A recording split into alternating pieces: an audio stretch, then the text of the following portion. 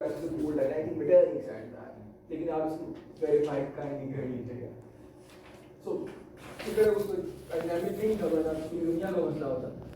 So but now we're going to discuss about the impacts of the revolution. While we covered the causes and the course of the revolution, and we also discussed the Napoleonic era is considered as a continuation of French Revolution. So Napoleonic era 1815 तो it was a continuation. तो अब वो जो time period है revolution का वो हमने almost complete कर लिया. The revolutionary time period, the Napoleonic era, because Napoleonic era is considered as a continuation of French Revolution. So now we're going to discuss about its impacts. And the first impact is international repercussions to a revolution. Number one is the growth of nationalism.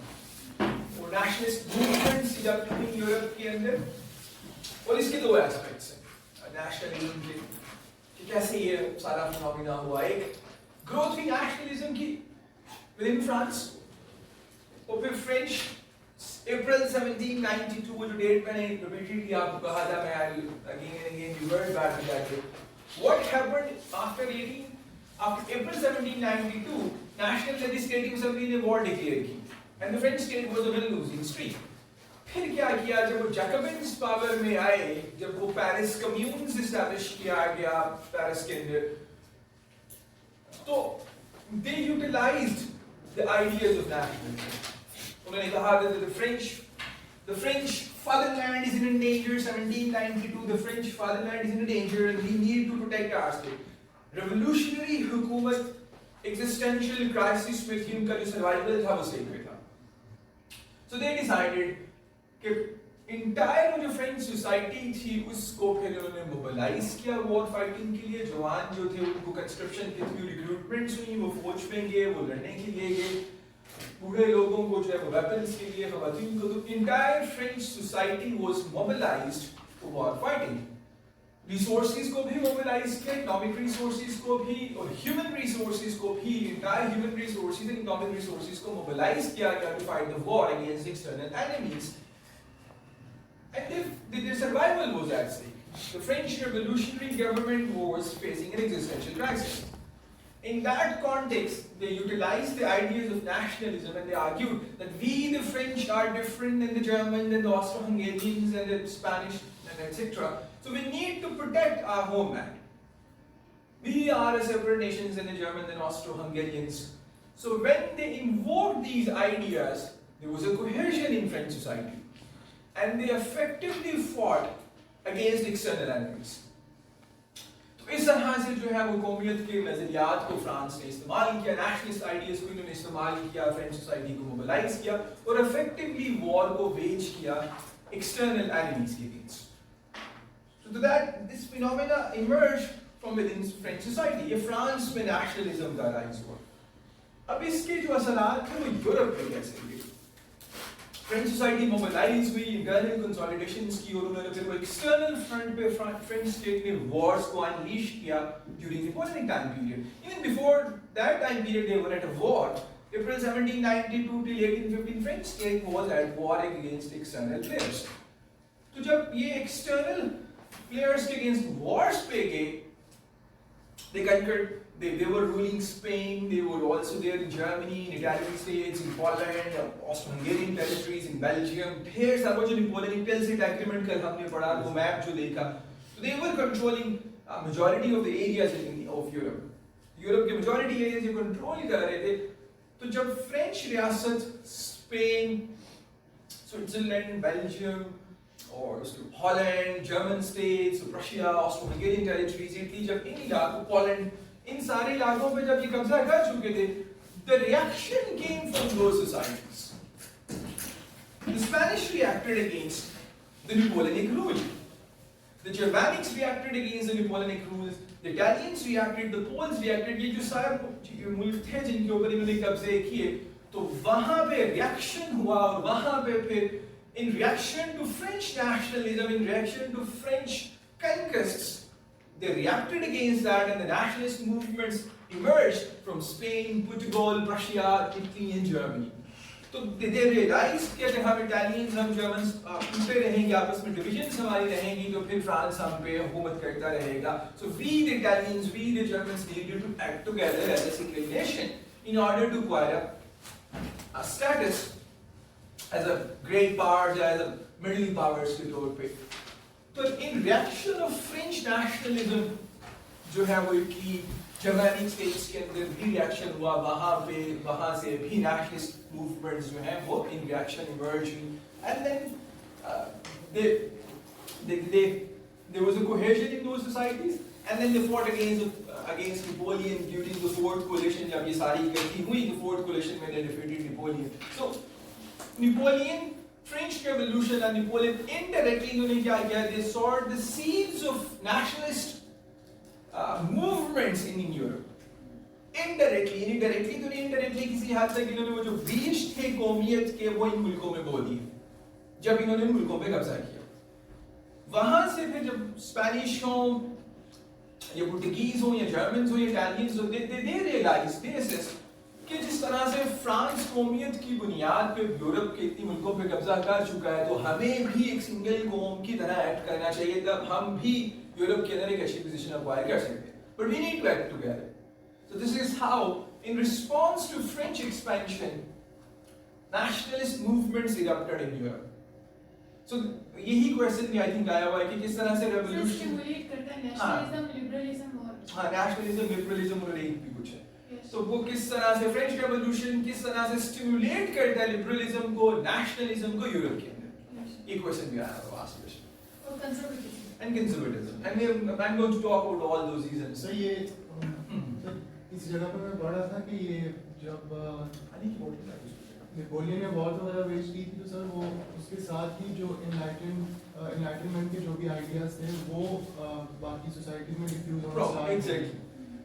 Exactly. तो मतलब वो एक reason है या इस वजह से कि इसकी वॉर्स के रिस्पांस में वो लोग मतलब नेशनलिज्म ज्यादा वो. हाँ, जब नेपोलियन ने रूल किया यानी कन्क्वेस्ट किया इलाकों को, तो वहां पे उन्होंने रेवोल्यूशनरी वैल्यूज को इंस्टॉल करना स्टार्ट किया, प्रोपेगेट किया, जैसे आप कह रहे हैं एनलाइटनमेंट की वैल्यूज को. तो फ्रेंच रेवोल्यूशन की जो दो बड़ी आइडियाज हैं जिनको उन्होंने प्रोपेगेट किया, that is liberalism and nationalism.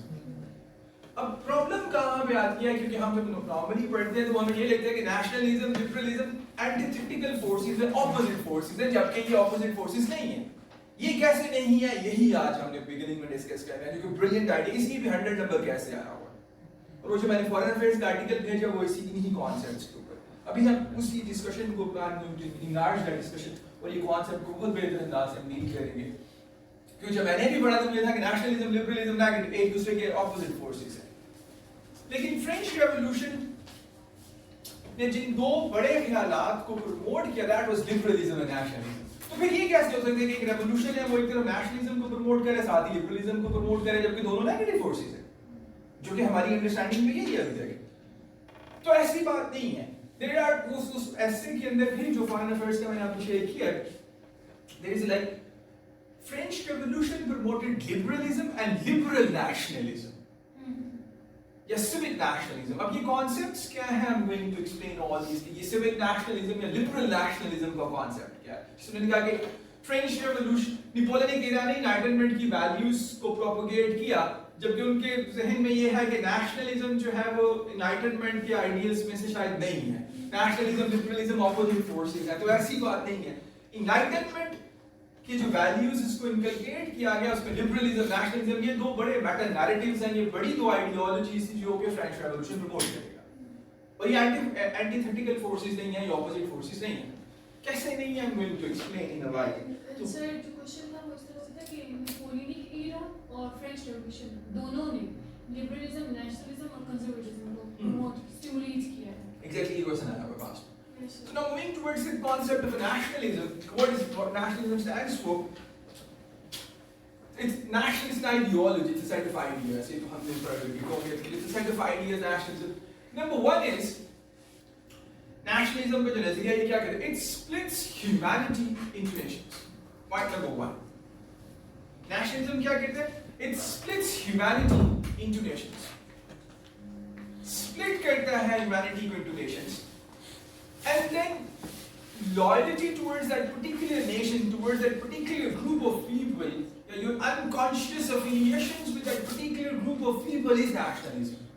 वो जो फीलिंग्स है उस मखसूस तबके के साथ, that is nationalism. तो आपने पाकिस्तान स्टडीज कंपल्सरी सारे पढ़ लिए हैं. So we all were Indians. Subcontinent के केस में अगर हम देखें, we all were Indians.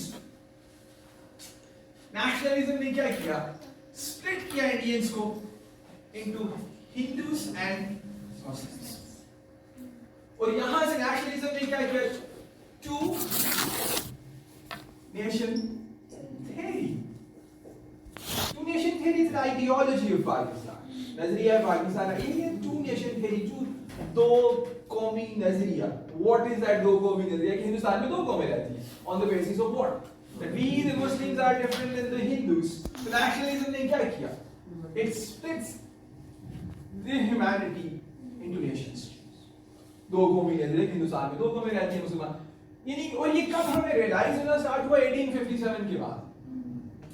हम रूल कर रहे हैं, हमको पता नहीं 1000 साल कहां से वो मुगलों से भी 1525 में आई थिंक वो आया था, हीरोद्दीन बाबर मुगल डायनेस्टी स्टार्ट हुई. और उससे पहले भी वो लोधीज एंड खिलजीज और Syed dynasties they were ruling. तो 1857 के बाद we suddenly realized that we the Muslims are different than the Hindus. We are separate nation. दो कौमी नजरिया. So we all were Indians. We the people, we all were Indians. Nationalism क्या किया? Splits the humanity into nations. Nationalism ने humanity को, सबसे पहले nationalism क्या कहती है? It splits the humanity, the people. It splits the humanity into nations. We the Muslims are different than the Hindus. We are separate nations. And then once this ideology was there that we are different than the Hindus, then what they would seek, that we are a different nation. We should be given the right of self-determination. हमें self-determination का right है. What is self-determination? कि हम as a nation हम determine करेंगे कि जिन इलाकों में, जिन areas में हमारी majority है, वहाँ पे हमारे हुक्मरान कौन होंगे. It's the people, it's the nation. हमने liberalism की बात की. We talked about liberalism. And then liberalism talks about popular sovereignty. ये हमने पढ़ लिया पहले. Popular sovereignty. Popular sovereignty means it's the people who are source of power. It's the people who are going to determine that who is going to become their ruler. It can be single king, a few are rule of all. So liberalism talks about popular sovereignty. That it's the people who are going to decide that who is going to become their leaders. Nationalism. It's the people who are going to decide that who is going to become their leaders. There's no difference in that. क्या फर्क है? यानी liberalism यही कह रही है कि लोग डिटरमिन करेंगे उनके हुक्मरान कौन होंगे. कौमियत भी यही कह रही है कि हम अपनी मर्जी से डिटरमिन करेंगे कि जिन इलाकों में हमारी मेजॉरिटी है वहां पे हुक्मरान कैसे होंगे, हम डिटरमिन करेंगे.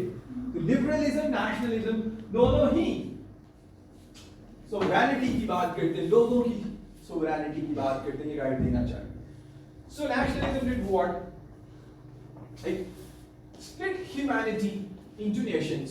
और जब हमने कहा we the Muslims are different than the Hindus, we are separate nations, then we should be given the right to choose our leaders. Self-determination का right देना चाहिए. And then there's a journey that how people become a nation. And I shared a document related to that as well. about articles भी है कि लोग कौम कैसे बनते हैं. How people become nation. There are few prerequisites for that. और वो prerequisites हैं कि कॉमन टेरिटरी हो, एक कॉमन एरिया हो, टेरिटरी हो, स्टेबल कम्युनिटी हो. इन इस कॉमन टेरिटरी के अंदर जो लोग रह रहे हैं वो ऐसा नहीं है कि वो माइग्रेट करते रहे, मूव करते रहे. Common territory, stable community. और जब लोग आएंगे, फिर जब लोग एक ही इलाके में लॉन्ग टाइम पीरियड के लिए रह रहे हैं, they are going to communicate with each other, and from there would emerge the language. So common culture and common language and the religion would be, in some cases it can be similar, and then they are going to interact in economic sense as well. Economic transactions भी तो होंगे ना, कुछ इसके एक दूसरे से खरीदेंगे, बेचेंगे, सर्विसेज एक्सचेंज होंगी, in the common market would be there. तो जब एक particular territory हो, उस particular territory के अंदर लोग stable community रह रही हो, तो they are going to interact with each other in a social sense, in economic sense. The common market, common culture, language, in some cases common religion. ये phenomena जब करेंगे, then we label that group of people as a nation. एक मखसूस इलाका हो, वहाँ पे लोग काफ़ी अरसे से रह रहे की ज़ुबान बोलने वाले हों, the standard of living जो है, the way they think, their thinking patterns and the way they behave is dissimilar as well. Culture is the way we think, the way we act, the way we behave. तो culture भी एक ही तरह का normally होना start होता है. So common territory, stable community, common culture, language, religion, and common market. ये कुछ phenomenon हैं जिसकी बुनियाद पे हम कहते हैं कि the people become nation. And then we said that nationalism splits humanity into nations. Muslims became a separate nation and then Hindus. And then we said that we the Muslims are living in that particular territory. And that particular territory was visualized by Iqbal. Allahabad and that was we the Muslims are living in northwestern India, different Pakistan and eastern India, the Bangladesh. ये particular territory थी, stable communities थी, मुसलमानों की हुकूमत का common culture and we believed in one God, monotheism, Urdu language, and of course economic transactions were there. तो इकबाल ने फिर ये वो ख्वाब देखा कि इन मखसूस इलाकों में मुसलमान रह रहे हैं और इन इलाकों में हम डिटरमाइन करेंगे कि किस तरह की हुकूमत होनी चाहिए और हम अपनी मर्जी से अपने ही इलाकों के लोगों में से किसी को भी अपना हुक्मरान बना दिया करेंगे. That is what they were saying. So first, nationalism ने क्या किया? It splits humanity into nations, and then when this idea of nation was there, that we are the different than the Hindus, we are living in that particular northwestern and eastern India, having a particular culture, language, common market, then it's the nation, the people, it's the nation that, and it's the people who should be given the right to determine that who is going to become their rulers and what type of a government or sort of government they wanted.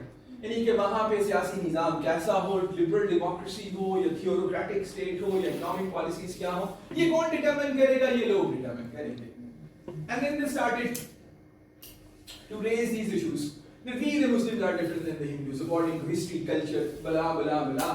1940 Pakistan resolution की statement पढ़े हो ये कि according to many definition of international law, we the Muslims are different than the Hindus. हम अलग कौम हैं, हम अलग कौम हैं. They wanted, because India was under the British Empire, they wanted that the national community recognize the Muslims as a separate nation. सबसे पहले तो वो ये चाहते थे कि दुनिया जो है ये ब्रिटिशर्स हमें रिकॉग्नाइज करें कि हम अलग कौम हैं हिंदुओं से. वो रिकग्निशन हम चाहते थे सबसे पहले. 40 के रेजोल्यूशन में भी हमने कहा कि हम मुख्तलिफ हैं हिंदुओं से, हम अलग कौम हैं, हम अलग कौम हैं. पर जब ब्रिटिशर्स इंटरनेशनल कम्युनिटी हमें रिकॉग्नाइज करना स्टार्ट करेगी that we the Muslims are different than the Hindus, फिर हम डिमांड करेंगे सेल्फ डिटर्मिनेशन कि जिन इलाकों में हमारी मेजॉरिटी है हम खुद से डिटरमिन करेंगे कि हमारे हुक्मरान कौन होंगे और वहाँ का सियासी, माशी और जो समाजी सिस्टम है वो क्या होगा, ये हम डिटरमिन करेंगे. तो सेल्फ डिटर्मिनेशन की जो डिमांड थी that led towards the demand for state. जिन इलाकों में हमारी मेजॉरिटी है हम अपने हुक्मरान खुद से पॉइंट करेंगे, वहां का सियासी, पॉलिटिकल, इकोनॉमिक, सोशल सिस्टम क्या होगा हम डिटरमिन करेंगे. So this is how that they emerged this concept of a nation state. Nation state हम अक्सर पढ़ते हैं पॉलिटिकल साइंस आया आगे का नेशन स्टेट का कॉन्सेप्ट. So nation state के अंदर पहले क्या आ रहा है? Nation. And then came in our context it was the nation state. We the Muslims became first nation and then the demand for self-determination was there and then eventually we got a state. That is the concept of a nation state. And reverse is there, state nation का concept भी है. यही ऐसे 100 number का उसमें पूछा हुआ है. Nation state का concept and state nation.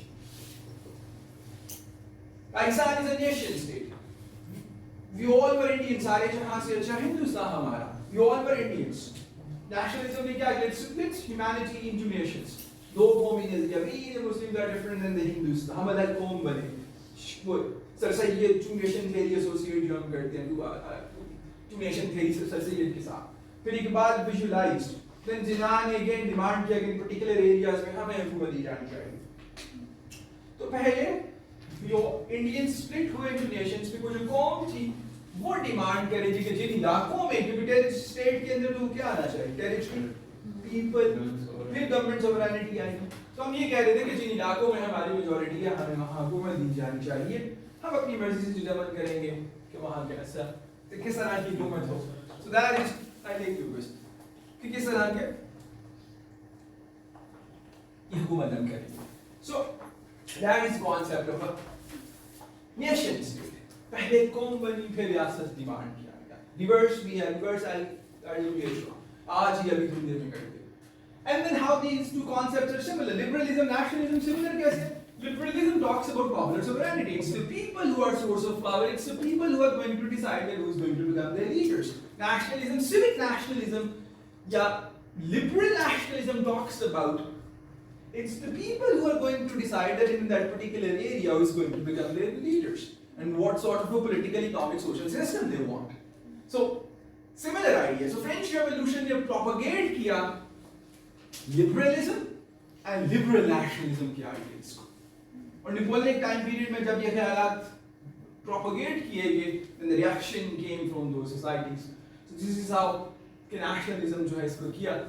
So we covered the nationalism.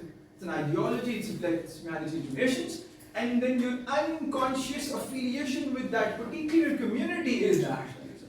उस मखसूस तबके के साथ जो आपकी unconscious loyalty है, that is nationalism. And then further it moves towards the right of self-determination, and then from there we move towards the concept of nation state. Your question? Sir आपने कहा कि नेशनलिज्म और liberalism same ideology है, मतलब people को empower करते हैं, लेकिन सर अगर हम देखें लिबरलिज्म को इंडिविजुअल को मुकम्मल एम्पावर कर देता है कि ऑल आर इक्वल, और अगर नेशनलिज्म हम देखें तो उसमें इंडिविजुअल को एज अ मीन यूज़ करते हैं, स्टेट एंड होता है और इंडिविजुअल मीन होते हैं. सर एक टॉप टू डाउन आइडियोलॉजी है और एक बॉटम टू टॉप आइडियोलॉजी है सर.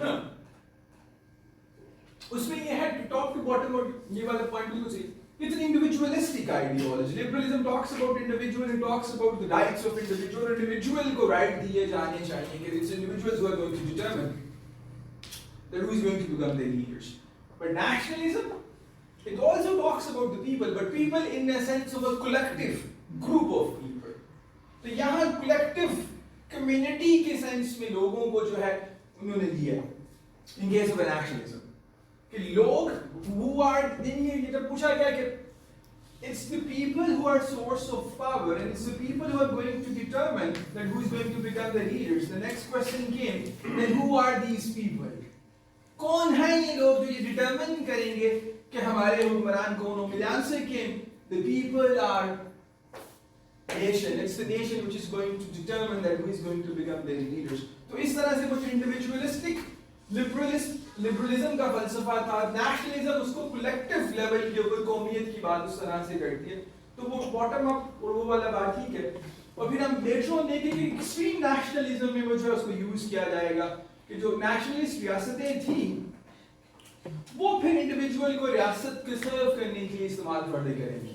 लेकिन in the beginning in a case of a liberal nationalism, in case of a civic nationalism, initially they gave the right to the people in a sense that people are a community, the people are a nation in that sense. वो इन्होंने इस लिहाज से किया. Later on फिर जो रियासतें हैं वो कौमियत को इस्तेमाल करते हुए फिर इंडिविजुअल राइट्स को जो है सब करेंगे, उनको जो है काम करेंगे, एंड देन वो स्टेट इंटरेस्ट को यूज किया जाएगा. सर मेरा क्वेश्चन ये है कि हम कहते हैं कि फ्रेंच रेवोल्यूशन ने रिवोल्यूशनरी आइडियाज यानी लिबरलिज्म और nationalism in the sense of self determination को प्रमोट किया.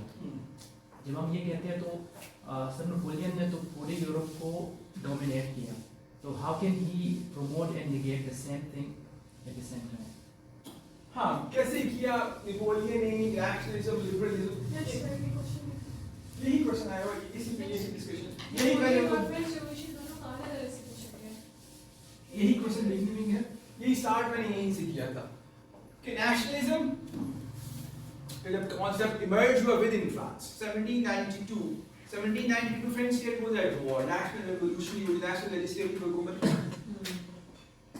लेजिस्लेटिव हुकूमत इसने वॉर ट्रिगर की थी अप्रैल 1792 में.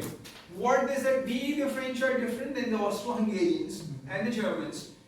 The French 1792, the French fatherland is in danger. We the French society, we the French nation need to act together as a single nation. पूरा माशरा जो है वो इकट्ठा हुआ, पूरे रिसोर्सेज को मिलिट्री ह्यूमन रिसोर्सेज को यूटिलाइज किया गया, फिर वॉर वेज की एक्सटर्नल थिएटर के ऊपर against Germans, Italians and Spanish और टूटी सबके अगेंस्ट. अब इनडायरेक्टली क्या हुआ, ये बोलने टाइम पीरियड जब उन्होंने ये इन इलाकों पे कब्जे किए और इन वैल्यूज को जब इन्होंने फैलाया, they gave a reaction against the French rule. यानी कि एक तरफ कौमियत फ्रांस में उसको इस्तेमाल किया गया इस नजरिए को, फिर ये वॉर्स पे गए यूरोप के अंदर। तो यूरोप के अंदर क्या हुआ, इन नजरियात के खिलाफ रिएक्शन आया, फ्रेंच रूल के अगेंस्ट रिएक्शन आया, in against of nationalism. Portuguese हो, जर्मन्स हो, इटालियंस हो, they reacted against French nationalism. Sir तो इससे हम ये डिड्यूस कर सकते हैं कि ये promotion unintentionally Unintentionally, indirectly, exactly. ये डायरेक्ट नहीं थी, इनडायरेक्टली जो थी नेशनलिज्म जो थी उसको जो किया मतलब ये गया। फ्रेंच लोगों को इससे कोई सरोकार नहीं था कि ये नेशनलिज्म के आइडियल्स बाकी यूरोप में पहले ही आना पहले, लेकिन वो ये वॉर लड़ रहे थे They तो sowed the seeds of these ideas और इनडायरेक्टली नेशनलिज्म को सपोर्ट किया और लिबरलिज्म को डायरेक्टली सपोर्ट किया। And then the reaction would come later on. ये था कि किस तरह से जो नेशनलिज्म के जो कॉन्सेप्ट्स इमर्ज हुए। जिस तरह ईरान के जो आयतुल्लाह हैं वो इस्लामिक रिवॉल्यूशन को इंटेंशनली फैलाना चाहते थे कि ये इस्लामिक रिवॉल्यूशन बाकी मुसलमानों तक भी पहुंचे, तो फ्रेंच ये नहीं कर रहे थे कि ये रिवॉल्यूशन हमारा बाकी यूरोप तक पहुंचे, लेकिन वो अनइंटेंशनली वो उनके जो नहीं सारा नहीं as far as the nationalist reaction, nationalism indirectly support किया, liberalism को वो directly support किया। क्योंकि जब नेशनल कन्वेंशन की हुकूमत आई थी, they stated कि जहां भी फ्रेंच हुकूमत जाएगी वहां हम एनलाइटनमेंट के आइडियल्स को प्रोपेगेट करेंगे, हम लोगों को हक देंगे कि वो डिटरमिन करें उनके रूलर्स कौन होंगे। तो फ्रेंच रेवोल्यूशन जो था, फ्रेंच रेवोल्यूशनरी रियासत एनलाइटनमेंट वैल्यूज को प्रमोट कर रही थी, और जब उन्होंने प्रमोट किया तो उन्होंने लिबरल आइडियल्स को भी किया, नेशनलिस्ट आइडियल्स को भी किया, लेकिन नेशनलिस्ट आइडियल्स को इनडायरेक्टली जब वो प्रमोट कर गए तो उसका रिएक्शन दे डिडंट एंटिसिपेट कि जो कुछ फ्रांस में हमने नेशनलिज्म को यूटिलाइज करके अचीव किया तो वो भी इसके अगेंस्ट रिएक्ट कर सकते। तो नेशनलिज्म को इस तरह से उन्होंने इनडायरेक्टली जो था वो लिया। कहीं मैं स्टेटमेंट की हूं, अगर आपको मिल जाए मुझे, ये शायद किसी क्वेश्चन में थी, देयर वाज अ स्टेटमेंट कि किस तरह से उसने नेशनलिज्म के ऊपर एक स्टेटमेंट थी कि हाउ नेशनलिज्म इनडायरेक्टली जो था वो फिर उससे फ्लोरिश हुआ, वो जो है ग्रोथ हुई उसकी, यूरोप के अंदर से रिएक्शन आया इसके अगेंस्ट। तो ये था नेशनलिज्म के ऊपर कि हाउ दे सपोर्टेड दैट। तो ऐसा नहीं था कि उन्होंने इसको सपोर्ट नहीं किया। So nationalism is an ideology, it splits humanity into nations. तो nation, how people become nation, ये क्लियर होना चाहिए कि लोग कौम कैसे बनते हैं, हाउ पीपल बिकम नेशन, लोग कौम कैसे बनते हैं, बिकॉज ऑफ prerequisites जो उसके हैं, common territory, civil community, common culture, language, blah blah, and then वो जो कौम है जब वो self determination का right मांगती है, then they move towards the concept of a nation state। पहले कौम बनी है in a subcontinent case nation state, और फिर हमने जो है वो concept किया popular sovereignty। Liberalism talks about popular sovereignty, it's the people who are going to determine that who are going to become their leaders, and nationalism also talks about individual as a collective identity। New individual की collective identity, that is nation। It's the nation which is going to determine that who are going to become their leaders। तो liberalism is an individualistic ideology, nationalism is a collective identity की बात करती है, वो लोगों की जो collective identity है, इस कौम की बात करती है। इसके अंदर जो है identity politics के ऊपर जो ये concepts हैं, फ्रांसिस फुकुयामा की बुक है identity politics के ऊपर, वहाँ पे ही argues these points कि किस तरह से ये ideas propagate किए गए। And then moving towards the concept of a further concept जो हमने build किया है civic nationalism के, and then this concept of a state nation, we are going to reverse that। यानी पहले मैंने ये बात की कि लोग कौन कैसे बनते हैं, common territory हो, उस common territory में stable community हो, फिर common culture हो, language common हो, और इसके साथ साथ उनका religion, common religion हो, ethnic affiliations हो, common culture, common language, common religion। लेकिन हर सब मुल्कों में ये इस तरह नहीं है कि common language, common culture, common race भी नहीं। Multilingual nation, United States of America, land of immigrants, तो different मज़ाहिब के लोग हैं, different religions हैं, Africans भी हैं, Mexicans भी हैं, Latin Americans भी हैं, उसमें और फिर उससे आयरिश भी हैं, कैथलिक चर्च के, फिर वहाँ से जर्मनिक रेस भी अमेरिका में गई, फिर ईस्टर्न यूरोप के आयरिश और ईस्टर्न Poland से लोग गए, Koreans गए, and then तो United States is a land of opportunities. Immigrants गए, तो वहाँ पे नस्ल एक नहीं है. The blacks and the Mexicans and then the Irish and the Germanic. तो race एक नहीं है. रंग, color एक नहीं है. Language, lingual differences हैं. मज़हब एक नहीं है. फिर भी Americans are a nation. तो एक रंग के लोग हों, एक जुबान बोलने वाले हों, एक कॉमन कल्चर हो, तो ना तो अमेरिका के अंदर रहने वाले लोगों का कॉमन कल्चर है, ना कॉमन लैंग्वेज है, ना कॉमन रिलीजन है, ना कॉमन रेस है, but they are a nation. On what basis? Ideology. And what is that ideology? Sir, American Constitution. Their loyalty towards the American ideals, American Constitution, on the basis of which they became the part of the American society, American nation. So their unconscious attachment to the political constitution of United States that led towards the creation of the nation in the United States. America में मुल्क पहले बन गया, वो कौम वो almost बहुत late जाके बनी. It's a state, nation state and then state nation का concept. Pakistan is a nation state. We the Muslims became a separate nation. दो कौमी नजरिए की बुनियाद पर रियासत मांगी. Pakistan became a nation state. United States 1786 में उन्होंने state हासिल करी थी. इससे पहले ही the struggle was there. 1776 के अंदर the Declaration of Independence announced कर दिया गया. They acquired the state. तो जिन लोगों ने state acquire की वो तो सारे Britishers थे. Majority were the Britishers. They revolted against their masters, the British Empire. वो locals कौन थे अमेरिका के? Indians, red Indians. इनको तो वैसे ही मार डाला next in coming up 50 years. 1820s, 30s में they killed the red Indians, majority of the red Indians. Locals को खत्म कर दिया. First they acquired state. But these are the Britishers. The Britishers revolted against the British government, and then they declared United States of America. State was there, and then people got settled there. जहाँ से फिर ये West Indies, Africa से slaves गए, Central America से slave गए, Latin America से, Mexico से, यूरोप से सारे लोग immigrants यहाँ settled हुए, और फिर American Constitution के ऊपर जब उन्होंने oath लिया, उनके आइन के ऊपर oath लिया, then they became a nation जिसमें के उनका रंग, नस्ल, मजहब, religion, culture, similarities हैं. तो वो जो हम कहते हैं कि एक मजहब, एक ही तरह के लोग, एक ही नस्ल के लोग, एक जुबान बोलने वाले, तो हम उसको कौमियत कहते हैं ना. तो इसको रिवर्स, ये है concept of state nation, state nation का, इसमें कि रियासत पहले बनी and then the state came to from. And in that case it was a civic nationalism. Sir एक क्वेश्चन है सर, ये जो वेस्टफेलियन सिस्टम है, फिर ये तो ये दूसरा कॉन्सेप्ट जो स्टेट नेशन वाला, ये इससे एनालॉगस है. वेस्टफेलियन जो वो है कि दो स्टेट्स हैं और एक स्टेट को दूसरी स्टेट के इंटरनल अफेयर्स में मुदाखलत नहीं करनी चाहिए. क्योंकि वेस्टफेलियन जो हम कहते हैं ना वेस्टफेलियन नेशन स्टेट सिस्टम, ये वहाँ से इमर्ज हुआ ना. तो ये जो आपने एक नेशन स्टेट है, पहले नेशन बनता है फिर स्टेट, और एक है कि पहले जियोग्राफिकल स्टेट बनता है उसके बाद जो है वो एक नेशन जो हाँ, दो केसेस हैं ये कि तो जरूरी नहीं है कि पहले कौम बने और फिर कौम जो है मुल्क हासिल करे. कुछ कॉन्टेक्स्ट में ये भी हुआ कि रियासत पहले थी, वो कौम बाद में बनाना. कौम बनाने का प्रोसेस लेट ऑन ड्रैगन किया गया.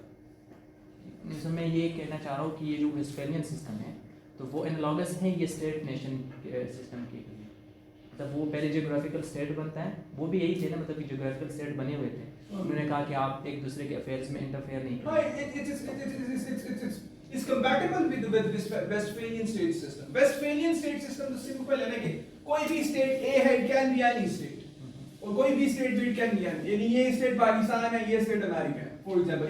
ये दो cases हम ले रहे हैं. तो Westphalian क्या कहते हैं? State A को State B के internal affairs में मुदाखलत नहीं करनी चाहिए. Westphalian state system तो बाद में आया. 1648. State nation तो बाद 1648 that concept emerged in 1648 in Australia के.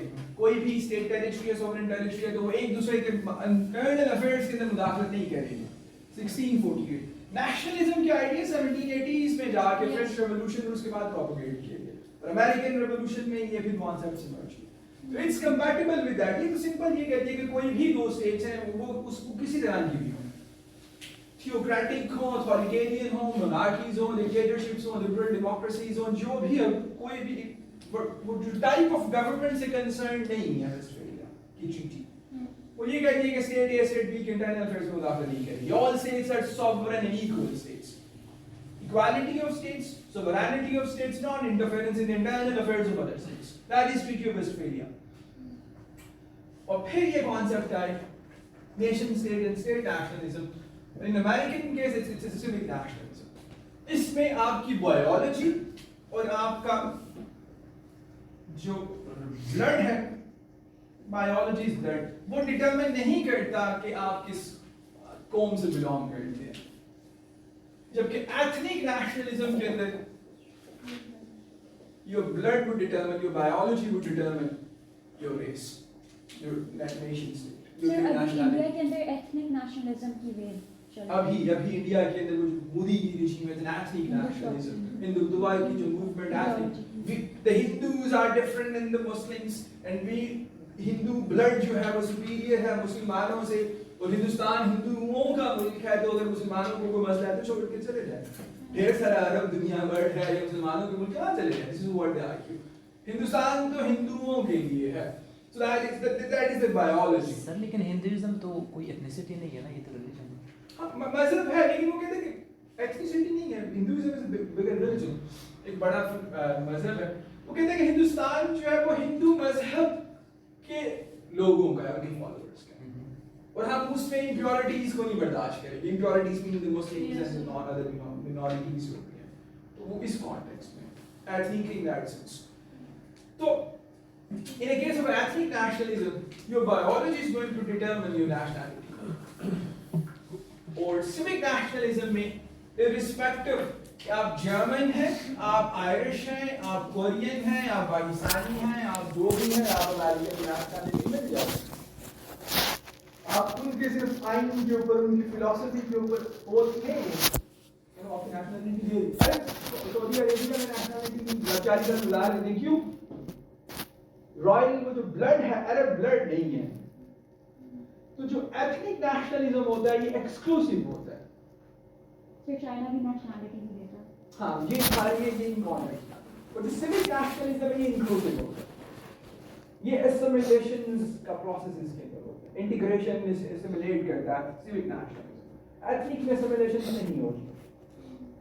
हमारा भी यही मसला है. हिंदुस्तान के अंदर शाह वलीउल्लाह के वो जो लेटर्स थे वो क्या थे कि हम हिंदुस्तान के अंदर जो मुसलमान हैं वो अब मुसलमान नहीं रहेंगे, अहमद शाह अब्दाली को लेटर्स लिखे आओ और हमें बचाओ, तो वरना हिंदुस्तान में मुसलमान ही नहीं रहेंगे.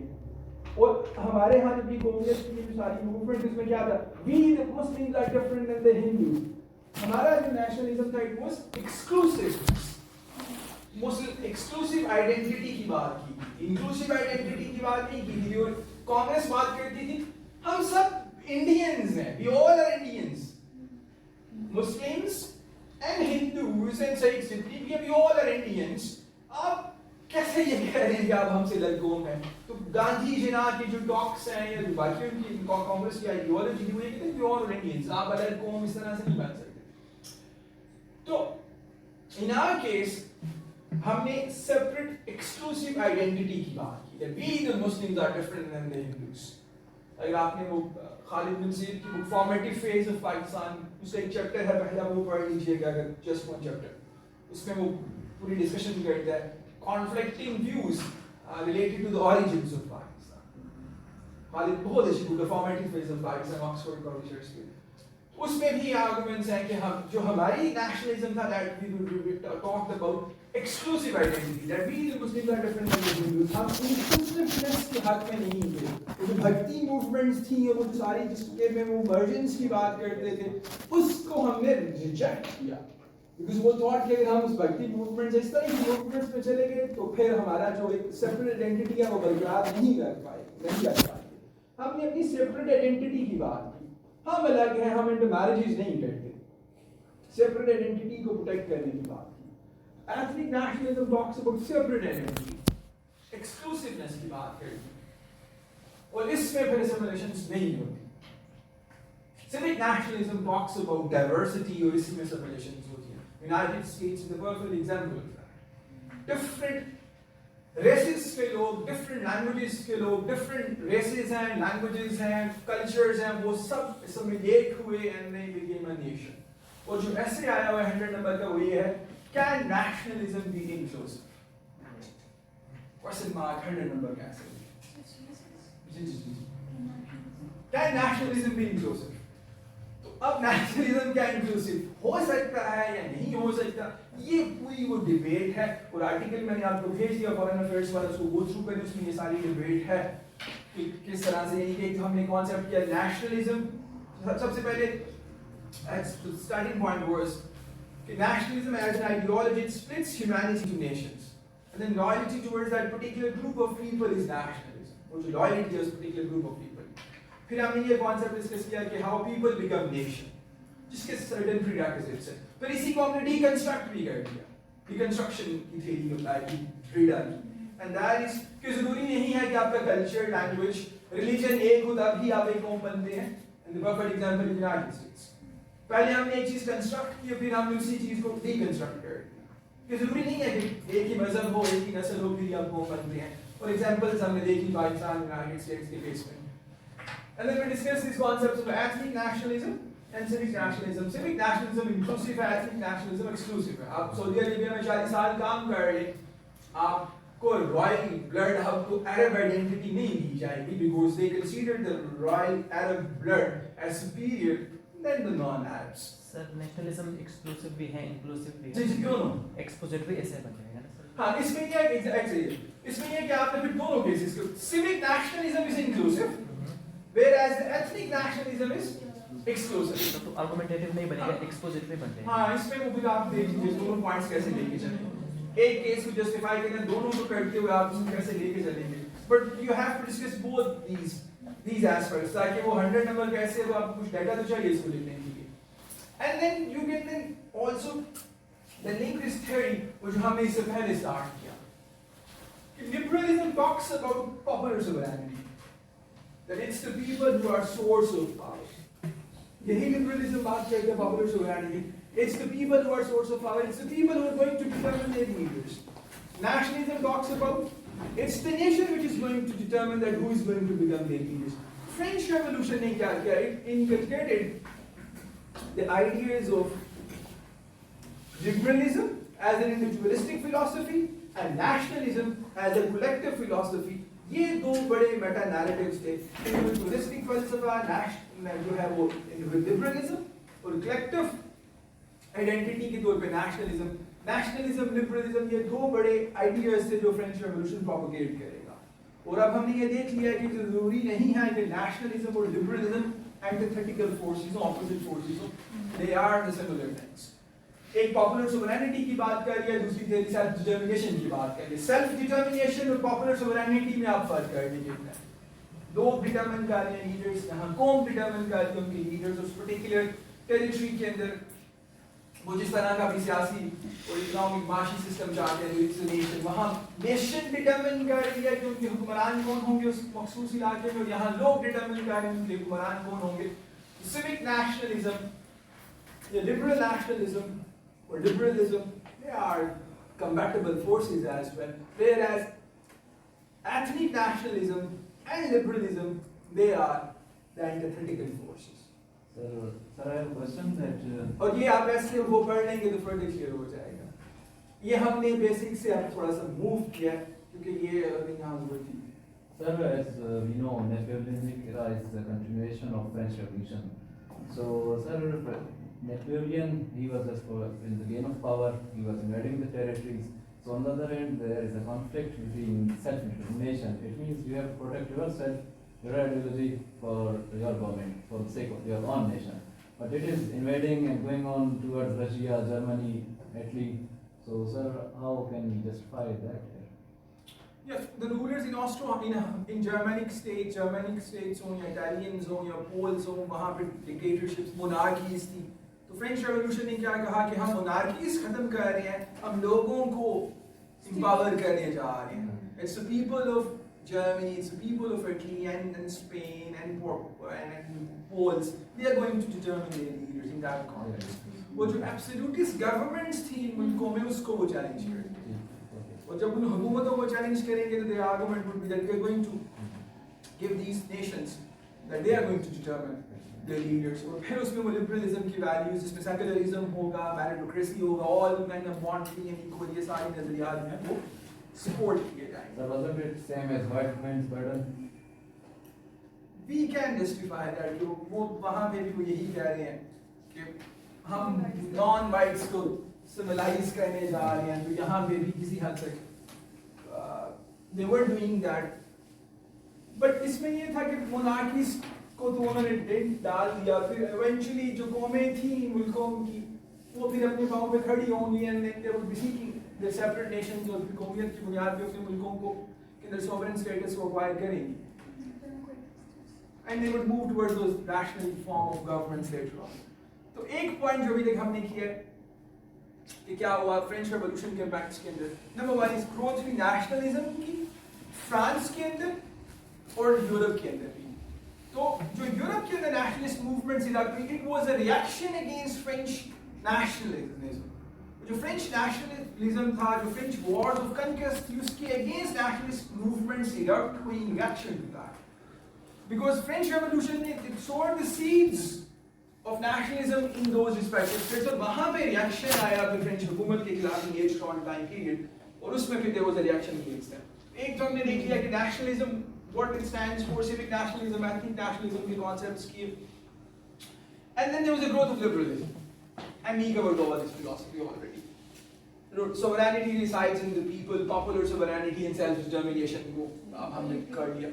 Law express करे general will को, the will of majority. People should rule themselves, democracy, and government should not only for the people but also by the people. Liberty, equality, fraternity, pursuit of happiness. The French Revolution जो है वो liberalism के values को फैलाएगा और nationalism would be also propagated indirectly and the reaction would be coming from those states. All men are born free and equal by birth. Freedom of speech, press and religion would be there. French Revolution secular values को inculcate करेगा, वो church के influence को indirectly cut करना start कर देंगे. Catholic Church को undermine करेंगे, Holy Roman Empire को dissolve वो कर देंगे. Secular values, religion को hit करेंगे, इसी तरह separation of church and politics की बात करेंगे. Divorce between church and politics. Religion का रियासत से कोई जो है वो लेना देना नहीं है. They would argue that. Serfdom की practices और feudal restrictions हो इसको ban कर दिया गया. Greatly. Practices को abolish किया गया, constitutional governments कायम की गई और मजहबी जो आज़ादी थी उसको दिया गया. तो जब liberalism grow करेगा तो जो absolutist governments थी वो challenge हो जाएंगे indirectly. With the rise of anti-absolutism. Absolutist governments थी, monarchies थी, उनको ये challenge करेंगे और फिर ही liberalism जो है वो succeed करेगा. And then humanitarian concerns को भी जो है promote किया गया and there they talked about slavery को पॉलिश करने की बात की गई, स्लेव ट्रेड को बैन करने की बात की गई, सर्वडम की प्रैक्टिसेस को इसी तरह से ढेर सारे यूरोपियन मुल्कों में post revolution French revolution examine कि वहाँ पे फिर इनलाइटनमेंट की पॉलिटिकल इकोनॉमिक आइडियल्स की बुनियाद पे हुकूमतें जो है वो कायम की जाएंगी. And then there will be a romanticism which talks about individual philosophy. And it was against tradition, defines against tradition, and they talked about the essence of human beings, and that was romantic philosophy. Literature के अंदर भी literary movement had in social sciences, romanticism was basically they challenged the god of enlightenment, objectivity, scientific truths, secularism, scientific truths, subjectivity. वो जो enlightenment ने एक God create किया था कि दुनिया की एक हकीकत है. What is out there? The truth is out there, and we can know that truth through empiricism and rationalism. There is an objective truth. Lecture number 1, the beginning point was that enlightenment का जो फलसफा हमने start किया था. The point number 1 was what is out there. Answer was through empiricism and rationalism we can come to know the reality of the natural world as well as social affairs. There is objective truth. Objective laws exist करते हैं, truth exist करता है, हम दुनिया की सच्चाई को जान सकते हैं लेकिन हमें साइंटिफिक मेथोडोलॉजी के थ्रू उसको जान सकते हैं. पर एम्पिरिसिस और रैशनलिस्ट मेथड्स के थ्रू हम दुनिया की हकीकत को जान सकते हैं. तो there is objectivity, there are they are like truths, objective reality exist करती है. ये थी enlightenment की पहली बात जो हमने पहले लेक्चर में काफी डिटेल में बात की. तो romantics they challenge that. And I no, there is no single truth. There are multiple truths. और इस पे भी 100 नंबर कैसे आया हुआ है? कि there are no fixed meanings. जैसे anarchy का concept है, realist theory कहती है कि it's an absence of a higher authority and it's like chaos and states जो है वो survival की struggle में जाते हैं. और constructivists क्या कहते हैं? Anarchy is what states make of it. और anarchy जो है वो उसके अंदर conflictual भी हो सकती है, anarchy combative भी हो सकती है liberals के context में, anarchy के अंदर जो है वो community या जो cooperation भी हो सकता है functionalist के. सर ये रोमांटिक तीन concepts हैं. Alexander Mandan ने ये तीन anarchies की बात की है, वो जिसका ऐसे अगर आपने पढ़ा हो, anarchy is what states make of it. तो तीन उसने वो anarchy, three types of anarchy की बात की है. Three types of anarchies. एक है Hobbesian anarchy, realist, और एक है Lockean anarchy, competitive, और एक है Kantian anarchy, जिसमें cooperation है, जो functionalist and new functionalist theories हैं, जो कि European integration की जो second world war के बाद बातें start हुई उसकी वो बात करते हैं. तो जो ये romantics थे, they challenged the ideals of enlightenment and this ideal कि there is a single reality. There is no single reality. There are multiple realities, and there is an interpretation of interpretations. It's the perspectives of perspectives. Michael Foucault और उसके अलावा Jack Derrida के जो ideas हैं, deconstruction की theories जो हैं वो ये सारी बातें करती हैं कि एक single reality exist नहीं करती social sciences के अंदर. Multiple meanings हैं, multiple realities हैं, multiple truths हैं. तो इन romantics ने ये कहा कि वो enlightenment बात करती थी कि एक single truth exist करते हैं, objective laws exist करते हैं. They challenge that. But sir, doesn't rationalism also talk about subjectivity? Rationalist subjectivity की बात करते हैं. Rationalist talks about objectivity. Subjectivity. Objectivity. Sir, empiricists talk about objectivity. दोनों ही subject objectivity. दोनों ये कहते हैं कि truths, universal truths हैं और objective laws exist करते हैं. जैसे realism की theory आपने पढ़ी है, Hans Morgan जो physics principles आया है क्या सुने? Realism theory है और ये कहते हैं कि fixed meanings हैं, fixed laws and politics, fixed meanings हैं. इसमें अगर human nature की बात करें या state के, for example Hobbes की बात करें या even Hans Morgan तो ये कहता है कि physics की तरह political science के भी objective laws. Morgan तो कहते हैं, Hobbes कहते हैं कि human nature is selfish, egoistic, nasty, blah blah.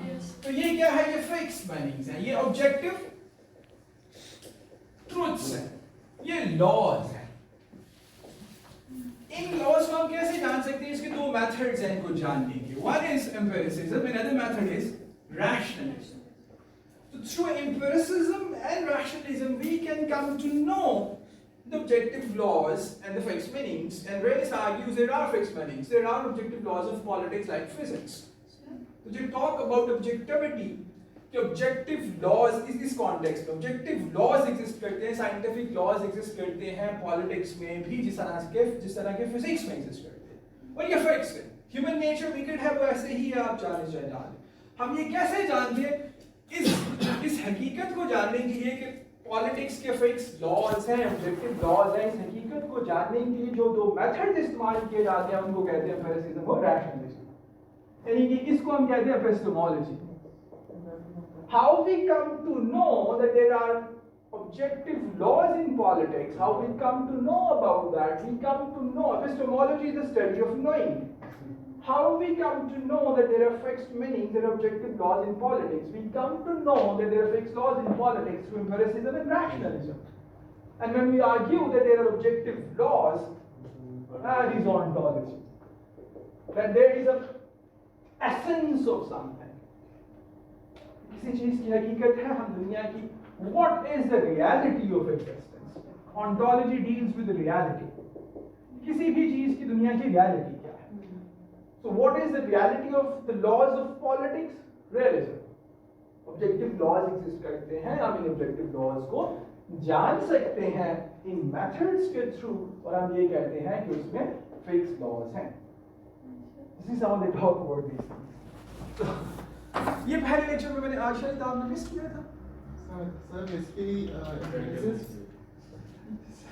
पहले में नहीं थे ना आप? सर मैं था। अच्छा अच्छा। सर बेसिकली एम्पिरिसिस जो है वो सेंसेस की बात करते हैं ना कि सेंस एक्सपीरियंसेस की जो भी काम करते सर जो रैशनलिस्ट हैं वो कहते हैं कि हम थ्रू रीजन जज कर सकते हैं। तो सर सेंसेस तो सबके सेम हो सकते हैं, उसमें तो ऑब्जेक्टिविटी आ सकती है, but reason can be different for different people. तो reason can not be objective, reason तो सबकी डिफरेंट हो सकती है किसी भी चीज के बारे में, लेकिन उस रीजन जो है आपके में डिफरेंट हो सकती है, सेंस एक्सपीरियंस सेम हो सकते हैं, लेकिन इस रीजन को जानने के लिए जो मेथड इस्तेमाल किया जाए उसको साइंटिफिक मेथडोलॉजी, वो आपको एक ही प्लेटफॉर्म पे लेके जाएगा। साइंटिफिक मेथडोलॉजी को ऑप्ट करते हुए आप किसी चीज की रीजंस को जब बताएंगे तो वो कहेंगे कि वो साइंटिफिक मेथडोलॉजी में ऑब्जर्वेशंस करेंगे किसी की प्रॉब्लम्स को, हाइपोथेसिस पर करके, तो फिर you would be going argue this phenomena. इसमें हम क्या कहते हैं? Reason and senses, induction, deduction and induction. Deduction के through we come to know, induction के थ्रू, और ये जो इंडक्शन है वो ये कहते हैं, इमैनुअल कांट ये कहते हैं कि हमारे दिमाग में ये बॉक्स है जो कि जो इन सेंसेस के थ्रू जो इंफॉर्मेशन हमें आ रही है, बॉक्सेस क्या करते हैं, इनको क्लासिफाई कर देते हैं, अलग अलग कैटेगराइजेशन कर दी जाती है। और जब ये सेंस एक्सपीरियंस, ये सेंस एक्सपीरियंस स्टिमुलेट किया, ये सेंस एक्सपीरियंस फिर कहाँ जाएंगे? माइंड में। हमारा जो माइंड है वो they are like boxes, containers हैं, अलग अलग बॉक्सेस। वो रेड को इस बॉक्स में डाल देगा, ब्लैक को यहाँ ब्लू के लिए, वो बॉक्सेस उसको क्लासिफाई कर देंगे। जब आप क्लासिफाई करेंगे तो आप जजमेंट्स देंगे, और जब जजमेंट्स आप देंगे तो आप रिप्रेजेंटेशंस करेंगे, जिसके थ्रू फिर आप बताएंगे किसी भी चीज की हकीकत को। तो कांट कहते हैं ये जो बॉक्सेस हैं हमारे दिमाग के अंदर, इसको वो कहते हैं ये प्योर रीजन है।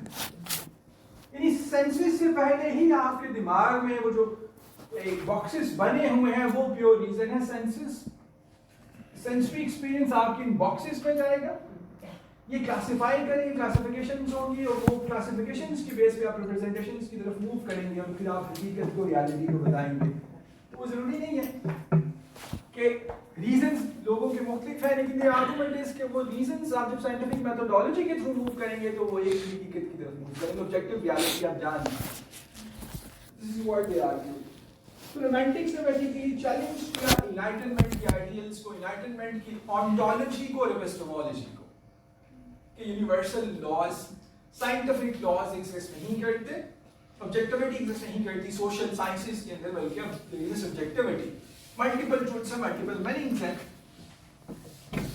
And then they were in a favor of knowing the essence of human beings. यानी वो जो इंडिविजुअल है उसका जो इनर एसेंस है, वो जो लिव्ड एक्सपीरियंसेस है, वो कहते हैं कि हमें उसको समझने की जरूरत है, उसको एक्सप्रेस करने की जरूरत है। So it was a rejection against tradition.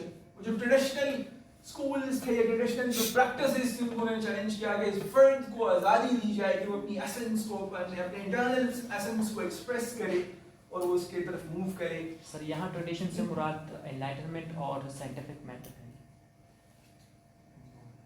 या इन दैट सेंस वहाँ एक तो उस सेंस में भी कहेंगे, दूसरा जो ट्रेडिशन है वो जैसे आपके रिलीजियस ट्रेडिशंस हैं, कैथोलिक चर्च की जो ट्रेडिशंस हैं, जो सोसाइटी के ट्रेडिशंस हैं, उनके खिलाफ भी चैलेंज था। Romantics challenged conservatism and as well as enlightenment as well. यानी एनलाइटनमेंट के गॉड को चैलेंज किया, एनलाइटनमेंट की ट्रेडिशन को चैलेंज किया। एनलाइटनमेंट की जो अगर हम मजहबी नजरियात की बात करें, एनलाइटनमेंट जो है वो सेक्युलरिज्म की बात करता है, इसीलिए तो कंजर्वेटिज्म का जो फलसफा है वो कहता है कि मजहब एक इंस्टीट्यूशन है, इस तरह से आपको अपनी मजहबी प्रैक्टिसेस ऑप्ट करनी चाहिए। Romantics were against both these. वो एनलाइटनमेंट के सेक्युलर गॉड को भी चैलेंज करेंगे, वो कंजर्वेटिज्म की वैल्यूज को भी चैलेंज करेंगे कि आपने जो रिलीजियस प्रैक्टिसेस करनी है वो एक ही तरीके से करनी है। वो कह रहे थे नहीं, आप अलाउ करेंगे हम अपनी मर्जी से इंडिविजुअल उन प्रैक्टिसेस को करें। यानी वो ये रिकॉग्नाइज तो जरूर करते थे कि जो आपके सोशल इंस्टीट्यूशंस हैं, यानी कि फैमिली, रिलीजन, ये जो सोशल इंस्टीट्यूशंस हैं ये इंपॉर्टेंट है, दिया जाना चाहिए कि वो अपने आप को, अपनी एसेंस को एक्सप्रेस करे। कंजर्वेटिज्म वो अलाउ नहीं करते। तो रोमांटिक्स चैलेंज करेंगे सेक्युलरिज्म को, लेकिन साथ साथ वो ये भी तस्लीम करेंगे कि मजहब इंपॉर्टेंट सोशल इंस्टीट्यूशन है, हमें इसको उखाड़ के बिल्कुल नहीं फेंक सकते, जो कि इनलाइटनमेंट वाले कह रहे थे कि जो इनलाइटनमेंट ये कहा मजहब इट्स अ डेकेडेंट सोसाइटी, यानी यूरोपियन जो माशरा है ये गला सड़ा हुआ माशरा है, हमें इसको डीजनरेट करके एक नए माशरे को कंस्ट्रक्ट करना चाहिए। जबकि रोमांटिक्स ये कहेंगे कि नहीं नहीं, ये जो हमारे इंस्टीट्यूशंस हैं, फैमिली इंस्टीट्यूशन हो, कल्चर हो, रिलीजन हो, ये इंपॉर्टेंट है, लेकिन इसमें फर्द को अलाउ करना चाहिए कि वो अपने आप को, अपनी एसेंस को एक्सप्रेस कर सके। तो वो जो ऑर्थोडॉक्सी है वो उसमें नहीं होना चाहिए, उसको चैलेंज करेंगे। तो रोमांटिक्स चैलेंज करेंगे ऑब्जेक्टिविटी के कॉन्सेप्ट को, जो इनलाइटनमेंट की थी, सेक्युलरिज्म के कॉन्सेप्ट को, मटेरियलिज्म के कॉन्सेप्ट को, वो जो कैपिटलिज्म था उसको भी ये चैलेंज करेंगे, यानी अर्बनाइजेशन के फिनोमेना को।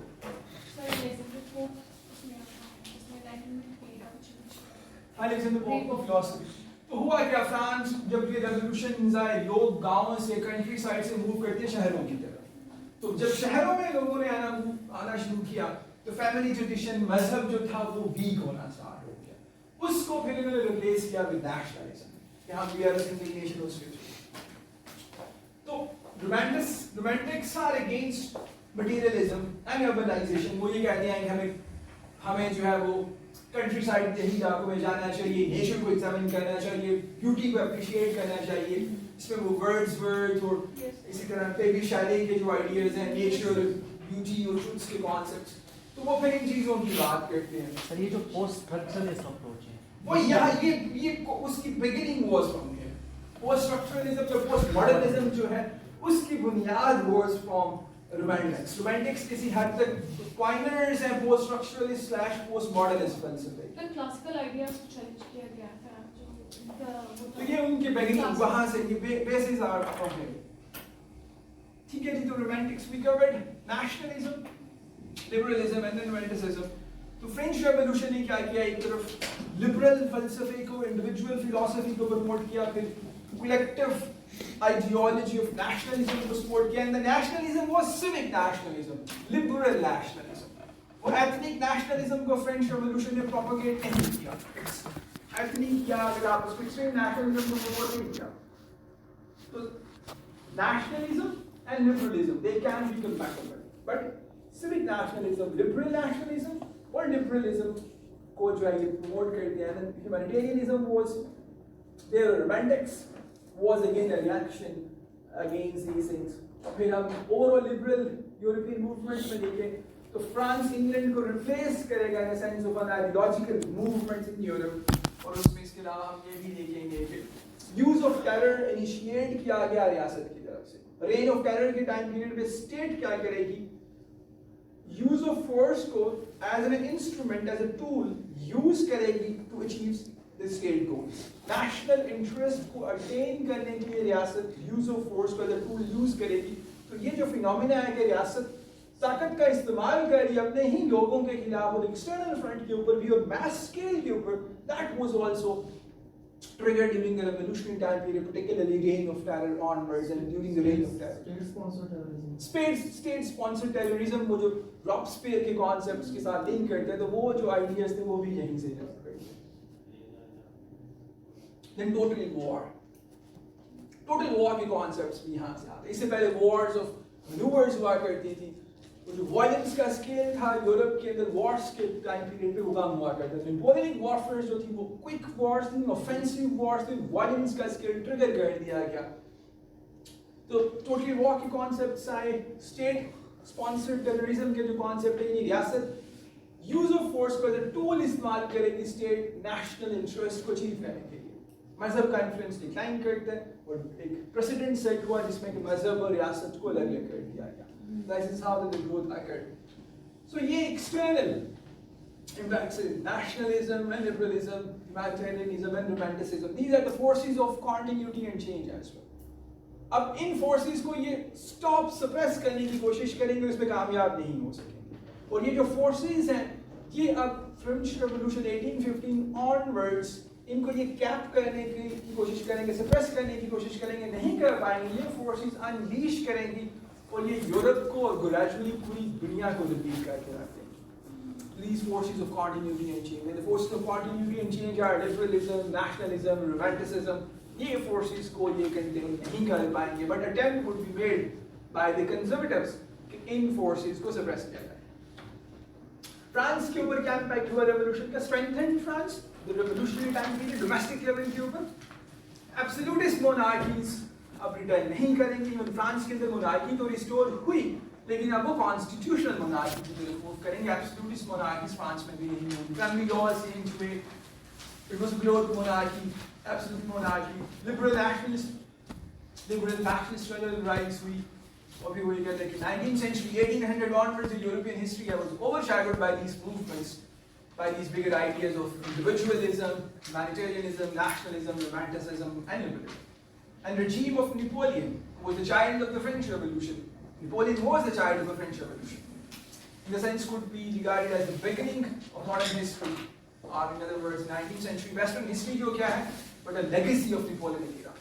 19th century 1800 onwards, 1815 onwards, जो कुछ यूरोप के अंदर तब्दीलियां आएंगी, वो Napoleonic era की legacies थी, वो जो ideas जो उन्होंने जो है जिसके बीज जो थे बोए, उसके असरात जो है वो later on आएंगे. यानी जब French forces एक्सटर्नल थ्रेट के ऊपर स्पेन, इटली, जर्मनी, पोलैंड को कनकर करेंगी, तो वहाँ पे लिबरलिज्म के आइडियल्स को प्रमोट करेंगे, इनडायरेक्टली नेशनलिज्म को वो प्रमोट करेंगे. तो जब ये सीड्स नर्चर होंगे, मैच्योर होंगे, तो the reaction would be coming from those states. और फिर वो यहाँ पे भी नेशनलिस्ट मूवमेंट्स जब मैच्योर होंगे, नर्चर होंगी, तो वो फिर अपनी डिमांड ऑफ सेल्फ डिटरमिनेशन की तरफ जाएंगे, जिसमें हम देखेंगे कि इटालियन नेशनलिज्म और जर्मन नेशनलिज्म के थ्रू वो जर्मनी और इटली की यूनिफिकेशन की तरफ मूव करेंगे. तो जो 19th सेंचुरी यूरोपियन हिस्ट्री है, वो किसी हद तक नेपोलियनिक एरा की लेगेसीज जो हैं वो कैरी फॉरवर्ड करेंगे, और उसके असरात जो हैं थ्रू आउट 19th सेंचुरी हमें दिखाई देंगे इन द यूरोप. एंड ये फोर्सेस फिर दुनिया को शेप अप करें, ये अब स्टॉप नहीं हो सकता. So that was the overall impact of revolution का क्या आया. कुछ questions इसमें आए हमारे past years, so you can hopefully you can now understand those questions as well. So now moving towards the other aspect, which is about the background of Congress of Vienna. September 18, वो जो हमने last class में आपको एक page को sequence में dates लिखवाई थी, आप उसको चाहे आप दोबारा से देख लें, वो पेज निकाल लें, ताकि ये सीक्वेंस जो है आपको क्लियर हो जाए कि हम क्या कॉन्टेक्स्ट, किस कॉन्टेक्स्ट में आप इसको डिस्कस करने जा रहे हैं. एक स्टेटमेंट है एक्सप्लेन लेटर ऑन कि जो टेरिटोरियल एडजस्टमेंट्स की गई ट्रीटी ऑफ वियना के बाद, उसमें there was little that was permanent and much that was temporary. यार जो तब्दीलियां थी वो रिवर्स नहीं, वो चेंज हो गई. आफ्टर फोर्थ कोऑर्डिनेशन के बाद वो पेज निकाले ना डेट्स पर, वो जो डेट्स पर नहीं point that line. The first one was October 1830, Chaumont Alliance. नहीं, October 1830, Battle of Nations. और फिर उसके बाद जो है वो आपके पास Chaumont Alliance, March, first Paris Peace Treaty, Fontainebleau, उसके बाद first Paris Peace Treaty, and then this Congress of Vienna. अब ये हम उस नेपोलियन का जो लेक्चर है वो जहाँ पे एंड हुआ था, उस कॉन्टेक्स्ट में ये कांग्रेस ऑफ वियना की मीटिंग थी. अभी कांग्रेस ऑफ वियना जब ये सीरीज ऑफ मीटिंग्स होंगी, तो अभी देखें नेपोलियन कहाँ पे है इस वक्त? एल्बा. तो जब ये कांग्रेस ऑफ वियना के सेशन चल रहा था, तो Napoleon was in Elba. He would return back, फिर वॉर स्टार्ट होगी, फिर वाटरलू की बैटल होगी, और इवेंचुअली ये कांग्रेस ऑफ वियना कंक्लूड होगी, तो ट्रीटी ऑफ वियना प्रोक्लेम की जाएगी. And after that there would be Holy Alliance and Quadruple Alliance, वो और सेकंड पेरिस पीस. ये फिर टाइमलाइन आपके जहन में याद रखें. तो हम उसके बैकग्राउंड अगर देखें, जब कांग्रेस ऑफ वियना का सेशन कॉल किया गया, तो what was the political, economic, social, religious order क्या था, ये दुनिया उस वक्त कैसी थी जब इस सीरीज ऑफ मीटिंग्स हुई. Now what is political order? Order means the rules and institutions and structures जो थे, पॉलिटिकल जो निजाम था यूरोप का, वो नेपोलियनिक टाइम पीरियड या फ्रेंच रेवोल्यूशन की वजह से वो शटर हो चुका था, वो टूट का शिकार हो चुका था. एब्सोल्यूट मोनार्कीज ब्रेक डाउन कर चुकी थी. कहाँ पे? फ्रांस के अंदर, इटली के अंदर, हॉलैंड के अंदर. सियासी जो नक्शा था यूरोप का, ये जब ये सेशन कॉल किया गया तो सर क्या कुछ यूरोप के अंदर क्या चीजें चल रही थी, सर्कमस्टेंसेस क्या थे, पीछे डेवलपमेंट्स क्या हो चुकी थी, पॉलिटिकल मैप रिफॉर्म कर चुका था। It was like Kingdom of Italy, Confederation of Rhine, Grand Duchy of Warsaw, ये सारी चीजें बन चुकी थी जिसको आप ये खत्म कर लेना है। Sir, can we take a break before completing this topic? Small one.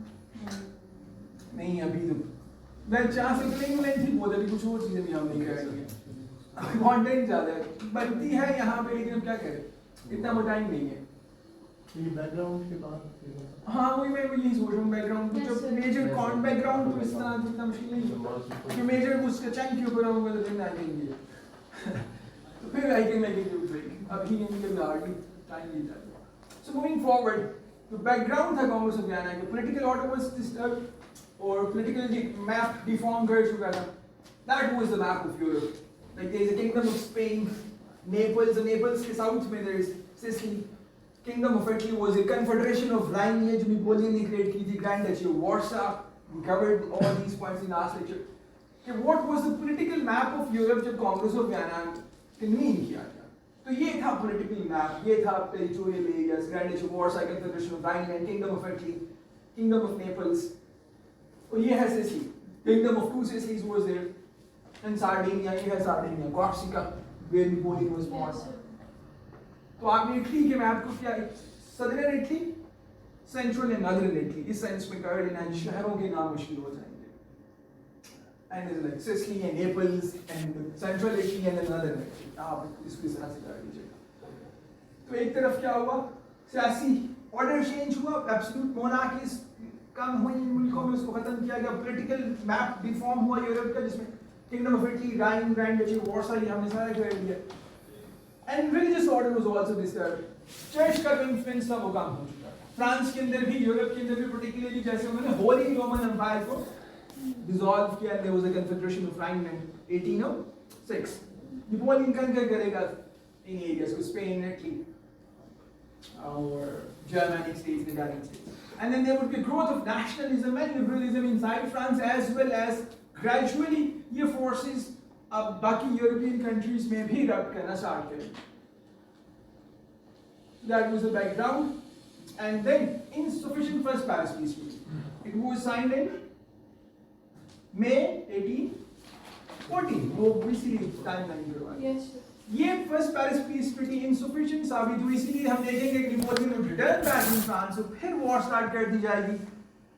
He would return from Elba, war would be there, Waterloo की बैटल, और फिर वाटरलू की बैटल जब एंड होगी तो फिर ये कांग्रेस ऑफ वियना का जो डिप्लोमेटिक पीस था, ये सीरीज ऑफ मीटिंग्स, नेगोशिएशंस थी, ये फिर ट्रीटी ऑफ वियना को प्रोक्लेम करेंगे, अनाउंस करेंगे। And representatives from the great powers who were involved in these negotiations. Now one is Prince Metternich from Austria. He was a conservative statesman. I'll talk about conservatism in a while. And then Tsar Alexander I from Russia, who feared liberal and nationalist revolutions. Prince Hardenberg of Prussia, जो Metternich की बात मानेगा, and the Germans hated France, the Russians. Lord Casimir of Great Britain, जो कि Europe के अंदर balance of power consent की बात करना चाहेगा, Tolerant French Foreign Minister, जो कि ग्रेट पावर्स के दरमियान जो कुछ इख्लाफात हैं उनको एक्सपाइट करने की कोशिश करेगा, उनको अपने फ्रेंच इंटरेस्ट को एनहांस करने के लिए करेगा। So these were the representatives from the great powers. और फ्रांस को भी अलाउ किया गया कि वो अपने नुमाइंदे को, अपने रिप्रेजेंटेटिव को कांग्रेस ऑफ वियना में भेजे। And then key women that were involved during that time period, Catherine Bagration, Russian princess who was there, and then the Austrian Duchess, Sergen who was there, Tolerant की niece भी इसके अंदर थी, and these women would play also a critical role. They would manipulate the statesmen, and they would try to enhance the interest of their respective states. ये जो ख़वातीन हैं अपने मुल्कों के जो इंटरेस्ट हैं उनको enhance करने की कोशिश करेंगी। और देखिए मीटिंग एक कोई सिंगल मीटिंग नहीं है, एक दिन कॉन्फ्रेंस हुई, 10 दिन की घटी कॉन्फ्रेंस हुई, सितंबर 1814 till June 1815। तो टाइम पीरियड सितंबर, अक्टूबर, नवंबर, दिसंबर, ऑलमोस्ट ईयर तक तो बन जाते हैं, 9 मंथ्स बन जाते हैं। Yes. तो अब ये इस पूरे टाइम पीरियड में वियना में ये सब मिलेंगे, दिन में बातचीत होगी, रात को वहाँ वाइन पार्टी टाइम डांस सारी चीजें चलेंगी और वहाँ पे फिर ये डिप्लोमेटिक ट्रिकरीज जो है ये सारी करेंगे, जिसके थ्रू ये फिर अपने सारे इंटरेस्ट जो है वो कैसे ये मैनिपुलेट करेंगी, वो सारी चीजें आएंगी। इसी पे क्वेश्चन आया हुआ है, देयर इज सम रीजन कि मैं क्यों ये डिस्कस कर रहा हूँ। The Congress of Vienna dances, it does not work, वो इन लाइंस पे है, इसलिए मैं इसको यहाँ पे लेके आ रहा हूँ कि डिप्लोमेटिक फीस और पार्टी टाइम और wine, there is some purpose behind that. वो इन लाइंस पे उसने क्वेश्चन पूछा होगा कि ये मीटिंग है सितंबर में स्टार्ट हुई और जून तक रही और रात को रोज यहाँ पार्टी हुआ करती थी और उसमें जो है ये भी बातचीत करते थे, उसमें अपने नेशनल इंटरेस्ट जो रियासतें थी, ये जो खवातीन थी वो भी इसमें रोल प्ले करेंगे और अपने रिस्पेक्टिव स्टेट्स के नेशनल इंटरेस्ट को अटेन करने की भी अटेम्प्ट करेंगी। और इसमें मुझे क्वेश्चन इस बार आया, I'll explain later on कि इसको कैसे अटेम्प्ट करना है। So there was a reason क्या हुआ, the role of women ये क्यों मैंने डिस्कस किया और इसके बाकी जो डिप्लोमेटिक फीस एंटरटेनमेंट का जो इसका एस्पेक्ट है उसको डिस्कस करने के लिए reason behind that। And then motives जो great powers के थे, so we discussed background, सियासी हालात कैसे थे, political क्या circumstances थे, economic and social religious circumstances क्या थे जब ये meetings convene की गई, geographical, and then representatives जो इसमें involved थे, और अब interests क्या थे great powers के, why they were involved during these negotiations, what were the British motives and interests, Britain क्या चाहता था, number one, British was the wealthiest nations, the superpower, the naval superpower as well as the financial power as well, what Britishers wanted, open markets चाहता था, वो ये नहीं चाहता था कि कॉन्टिनेंटल सिस्टम की तरह का कोई पॉलिसी हो जिसमें ब्रिटेन को अलाउ ही ना किया जाए कि वो अपनी प्रोडक्ट्स यूरोप को ना बेच सके, तो दे वांटेड ओपन ट्रेड हो, ओपन मार्केट्स हो, ओपन ट्रेड हो, कॉन्टिनेंटल सिस्टम तरह की जो पॉलिसीज है वो वापस ना आए, they wanted to prevent the rise of Napoleon era, France, containment of France, prevention of the rise of France, और इसी तरह से वो low countries, Belgium, Holland, Netherlands के जो इलाके हैं, लो कंट्रीज जो हैं, यहाँ हम अपना इन्फ्लुएंस एक्सटेंड करना चाहेंगे, सस्टेन करना चाहेंगे, और यूरोप के अंदर बैलेंस ऑफ पावर को सस्टेन करने की बात करेंगे। और लास्ट लेक्चर में we covered the theme of British foreign policy, and that was if there is a balance of power, United States, UK would pursue the policy of isolationism. लेकिन अगर Europe का balance of power disturb है और कोई एक रियासत Europe को challenge कर रही है, जैसे कि हमने देखा कि फ्रेंच ने चैलेंज किया यूरोप को, तो ग्रेट ब्रिटेन आइसोलेशनिज्म की पॉलिसी को रिनाउंस करेगा, वो छोड़ देगा और वो उस राइजिंग हेजेमोनिक पावर को कंटेन करने के लिए इन्वॉल्व होगा और कांस्टेंट बुनियादों पे वो अपनी फाइनेंशियल क्लाउड को इस्तेमाल करते हुए उस राइजिंग पावर को चैलेंज करेगा, कंटेन करेगा, ताकि बैलेंस ऑफ पावर रिस्टोर हो सके। So that point we also discussed in our last lecture as well. That was the theme of British foreign policy कि जब राइज किया फ्रांस ने यूरोप के अंदर, चैलेंज किया यूरोप को, तो यूरोप के अंदर जो ताकत की तकसीम थी, जो बैलेंस ऑफ पावर था, वो डिस्टर्ब हो गया।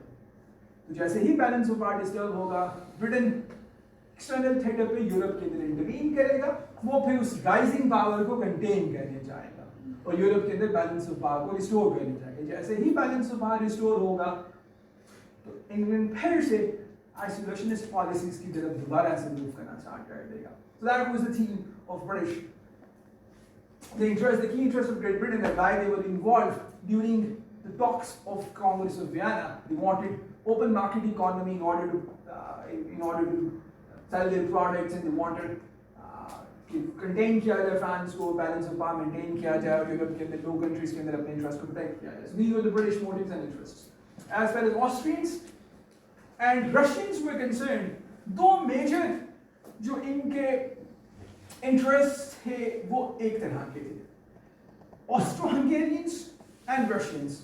Austro-Hungarians are the Habsburgs and Russians are the Romanovs. इन दोनों बड़े एम्पायर्स के जो दो बड़े मोटिव्स इंटरेस्ट थे वो सिमिलर थे, और दो जो सिमिलर इंटरेस्ट हैं कि that was number one liberalism और नेशनलिज्म, दोनों फोर्सेस को सप्रेस करना, कंटेन करना। रशियन एम्पायर और ऑस्ट्रो-हंगेरियंस ये दोनों ही ये चाहते थे कि नेशनलिज्म लिबरलिज्म को सप्रेस किया जाए। व्हाई? क्योंकि अगर लिबरलिज्म सक्सीड करता है, रशिया हो या ऑस्ट्रो-हंगेरियन एम्पायर, अगर लिबरलिज्म सक्सीड करता है तो liberalism talks about popular sovereignty, it's the people who are going to decide that who is going to become their rulers. तो वो जो डायनेस्टिक फैमिली रूल था हैब्सबर्ग्स का, रोमानोव्स का, वो ब्रेक डाउन कर जाएगा, वो नहीं सर्वाइव कर पाएंगे। जो रूलिंग कंजर्वेटिव्स थे, जो मोनार्कीज थी, रूलिंग हाउसेस थे, डायनेस्टीज थी, वो सियासी तौर पे अपनी ताकत नहीं बरकरार रख पाएंगे. As far as nationalism is concerned, अगर nationalism succeed करता है तो ऑस्ट्रो-हंगरी हो या रशिया हो, these were huge empires. Russia के अंदर पोल्स भी थे, फ्रेंच भी थे, यूक्रेनियंस थे, ज्यूस थे. इस तरह ऑस्ट्रो-हंगेरियन एम्पायर भी पॉलीग्लोट एम्पायर थी, यानी मल्टीपल एथनिक रेसेस ग्रुप्स वहां पे भी थे. हंगेरियंस थे ऑस्ट्रो-हंगरी के अंदर, हंगेरियंस were there, फिर स्लाविक्स थे, बॉस्नियंस नीचे आ जाते हैं, क्रॉट्स थे इसके अंदर. इसके अलावा जो है ऑस्ट्रो-हंगेरियन एम्पायर के अंदर वो कौन आ रहा है, Slavs and Latin Hungarians, Germanic races भी थी. तो ऑस्ट्रो-हंगरी हो या रशिया हो, ये जो एम्पायर्स थी पॉलीग्लोट एम्पायर्स थी, इसमें मल्टीपल एथनिक ग्रुप्स रहते थे जो कि मुख्तलिफ रेसेस अलग थी, कल्चर्स अलग थे, लैंग्वेजेस अलग थी. तो अगर हंगरी ऑस्ट्रो-हंगरी के हंगेरियंस ये कहना शुरू कर दें, we the Hungarians are different than Austrian Germans, we are a separate nation, ये हमारी पर्टिकुलर टेरिटरी है और यहाँ हम डिटरमिन करेंगे कि हमारे हुक्मरान कौन होंगे, तो ऑस्ट्रो-हंगेरियन एम्पायर ब्रेक डाउन कर जाए. और इसी तरह से रशियन एम्पायर के अंदर फिन्स या पोल्स ये कहना शुरू कर दें, we the Poles are different than the Russians, और हम इन पर्टिकुलर टेरिटरी में रह रहे हैं, हम डिटरमिन करेंगे इस इलाकों में हमारे हुक्मरान कौन है, तो रशियन एम्पायर ब्रेक डाउन कर जाएगा. तो नेशनलिज्म, लिबरलिज्म दोनों ही ऑस्ट्रो-हंगेरियंस और रशियंस के लिए नेगेटिव फोर्सेस थी इस कॉन्टेक्स्ट में कि अगर लिबरलिज्म सक्सीड करता है तो इनकी जो डायनेस्टिक फैमिली रूल्स थे, जो एब्सोल्यूट मोनार्कीज थी, वो अपनी सियासी हुकूमत बरकरार नहीं रख पाएंगी. और अगर नेशनलिज्म सक्सीड करता है तो जो उनकी टेरिटोरियल एम्पायर्स थी वो ब्रेक डाउन कर जाएंगी. और हम देखेंगे ये दोनों फोर्सेस ही नेक्स्ट 100 इयर्स में कामयाब होंगी और ये एम्पायर्स ब्रेक डाउन कर जाएंगी. ऑस्ट्रो-हंगेरियन एम्पायर ब्रेक डाउन करेगी नेक्स्ट 100 इयर्स में और रशियंस भी ब्रेक डाउन करेंगे. तो जैसे ही ये फोर्सेस सक्सीड करेंगी ये एम्पायर्स ब्रेक डाउन होंगी. But as far as 1815 was concerned, ये इनका कोर इंटरेस्ट है कि नेशनलिज्म, लिबरलिज्म को सप्रेस किया जाए. और फिर मेटरनिख जो ऑस्ट्रियन लीडर थे, स्टेट्समैन थे, जो कांग्रेस ऑफ वियना में इसमें जो रोल प्ले किया, for these conservative elite, nationalism and liberalism was a negative force. एक और कॉन्टेक्स्ट में ये कैसे नेगेटिव फोर्सेस थी. देखिए फ्रांस में एनलाइटनमेंट की बात की गई, सेक्युलरिज्म की बात की, लिबरलिज्म की बात की गई, नेशनलिज्म की बात की गई. What it led towards what in Europe? Chaos, anarchy, wars of conquest, starting from 1792 till 1815. Huge bloodshed occurred. A total anarchy was there in Europe. तो नेशनलिज्म, लिबरलिज्म ने यूरोप के अंदर बहुत ज्यादा ब्लडशेड जो था उसकी वजह से हुआ. For Metternich and for the conservative elite of Europe, nationalism and liberalism, these both forces were negative force. और दूसरा ये था कि उनके जो इंटरनल नेशनल इंटरेस्ट थे, जो पॉलिटिकल उनकी जो डायनेस्टीज थी, वो अगर वो नेशनल लिबरलिज्म सक्सीड करते तो वो हुकूमत नहीं रख पाएंगे, नेशनलिज्म सक्सीड करते तो एम्पायर्स ब्रेक डाउन कर जाएंगे. तो दूसरा उसका ये एस्पेक्ट. एक तो इन दोनों फोर्सेस में बहुत नेगेटिव असर आ इसके आए, वॉयलेंस हुआ यूरोप के अंदर. और इंटरनल फिर वो अपने इंटरनल नेशनल इंटरेस्ट को प्रोटेक्ट करना चाहते थे. ये क्वेश्चन इस साल पेपर में आया हुआ है कि why and how and which states wanted to suppress nationalism and liberalism. इस तरह का एक क्वेश्चन इस साल 20 नंबर का आया हुआ है. इस पे क्वेश्चन आता है कि नेशनलिज्म, लिबरलिज्म को कौन, why, how किस तरह से suppress किया गया, वो जो है क्यों, किसने किया, क्यों किया, क्या रीजन, इस तरह का क्वेश्चन आया हुआ है. तो this question is asked in previous years in that current year. So Austro-Hungarians, what they wanted, suppress nationalism. Why? Liberalism. Why? And then जो political order है यूरोप का, we wanted resource क्या जाए. तो उस वक्त की जो यूरोपियन सोसाइटी थी उसकी जो वैल्यूज थी उसमें ये था कि जो वाइट क्रिश्चियंस हैं वो लेजिटिमेट रूलर्स हैं, लेजिटिमेट रूलर्स हैं यूरोप के. तो इसलिए उनको लेजिटिमेट रूलर्स को उनकी लेजिटिमेट पावर्स हैंड ओवर की जाए, क्योंकि अब जब लेजिटिमेट रूलर्स को लेजिटिमेट पावर हैंड ओवर करेंगे तो उससे जस्टिस होगा, और जिस मास्टर में जस्टिस होगा वहां पीस होगा, प्रोस्पेरिटी होगी.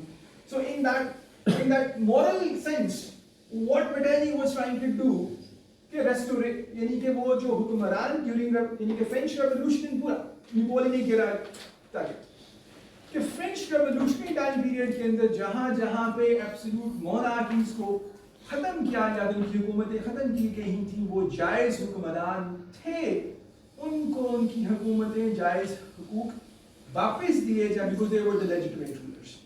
Legitimate rulers को जब आप legitimate powers hand over करेंगे तो उससे justice होगा, और जिस माशरे में इंसाफ होता है वहाँ पे peace होगा, वहाँ पे prosperity होगी. This is what Metternich was arguing, कि यूरोप के सियासी ऑर्डर को रिस्टोर किया जाए और लेजिटिमेट हुक्मरानों को जस्टिस दिया जाए, और जब लेजिटिमेट हुक्मरानों को जस्टिस दिया जाएगा तो उससे फिर अमन होगा, खुशहाली आएगी यूरोप के अंदर. This is what they wanted. This is what they were trying to argue. And then Austrians अपने neighboring countries में अपना जो ताकत है उसको कंसोलिडेट करना चाहेंगे. Austrians were in favor कि फ्रांस को lenient peace, softer peace offer किया जाए. Although wars इतना कुछ हुआ, उसके बावजूद भी किसी हद तक फ्रांस को अकोमोडेट किया गया, रिकंसाइल किया गया फ्रांस को आफ्टर द रेवोल्यूशनरी वॉर्स. जो इतनी ज्यादा डिस्ट्रक्शन हुई उसके बावजूद भी फ्रांस को अलाउ किया गया कि वो अपने नुमाइंदे को कांग्रेस ऑफ वियना में भेजे, और फ्रांस को इनकॉर्पोरेट लेटर ये कर लेंगे, तो फ्रांस को सॉफ्ट पीस दिया गया और फ्रांस को अकोमोडेट किया गया कांग्रेस ऑफ वियना की टाइम में, जो कि ट्रीटी ऑफ वर्साइल्स के अगेंस्ट है. वो फिर हम बाद में करेंगे कि वहाँ क्या डिफरेंसेस आते हैं. We are going to link these 200 years in coming lectures.